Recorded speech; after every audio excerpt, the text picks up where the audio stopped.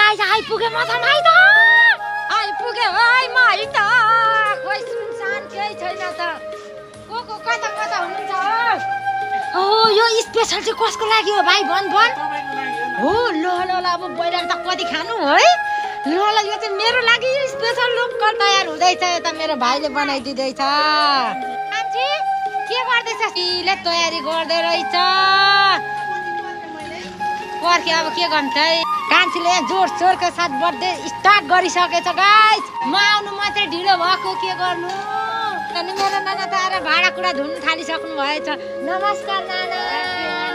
कतिखेर आउनु भयो नि हजुर 2 बजे हो र हो त नजिक भएको यति त हुनै पर्यो आफू त टाढा छु आउँदा आउँदै रात परेर नाना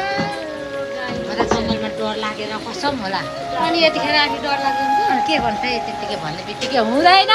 खोइ भेना के लिनलाई ए ल ओहो बर्थडे बोय आएछ भाग्यमानी हुनु ह्यापी बर्थडे मिल्छन्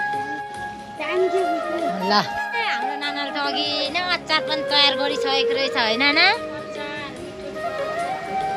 हुन्छ स्पेशल अचार मासु पनि पाक्दैछ यता के गरे तँलाई कसरी भन् बल बल चाहियो ह्यापी बर्थडे गिफ्ट नाना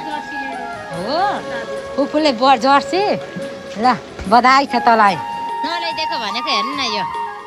ह्यापी बर्थडे खुसी मन पर्यो कि परेन भन् ल यो के गर्नु बसेर मात्रै भएन काम पनि गर्नु पर्यो त्यो घर भन्नु हुँदैछ अब के गर्नु गर्नै पर्यो है